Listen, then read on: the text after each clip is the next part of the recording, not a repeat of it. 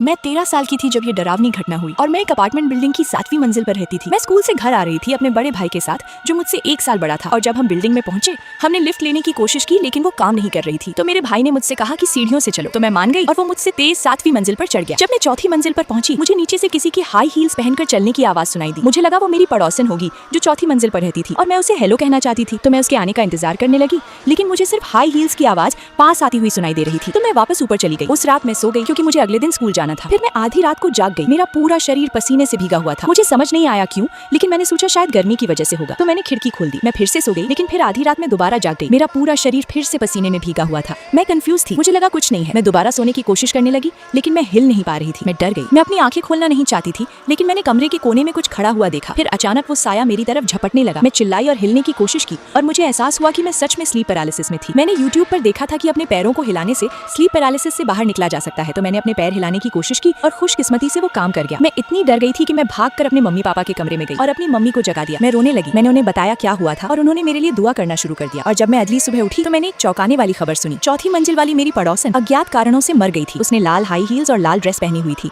ऐसा लग रहा था जैसे वो किसी पार्टी में जा रही हो और उसकी बिल्ली बाथरूम में मरी हुई मिली। मैं हैरान रह गई। उस रात मैं फिर आधी रात को जाग गई और हिल नहीं पा रही थी और मैंने अपनी आंखों के सामने कुछ चौंकाने वाला देखा। वो एक औरत थी लाल ड्रेस में, उसके साथ एक बिल्ली थी। मुझे एहसास हुआ वो मेरी वही पड़ोसन थी जो एक दिन पहले मर गई थी, लेकिन उसका चेहरा बहुत पीला था और उसकी बिल्ली खून से सनी हुई थी। मैंने अपनी आंखें बंद कर ली और दुआ करने लगी। जब मैं अगली सुबह उठी खुशकिस्मती से मेरे कमरे में कुछ भी नहीं था। मैंने अपने मम्मी पापा को नहीं बताया। मुझे लगा शायद मैं बस वहम देख रही थी, लेकिन मेरे मन में सच में बहुत सारे सवाल थे। ये मेरे साथ ही क्यों हुआ? वो मेरे कमरे में क्यों आई?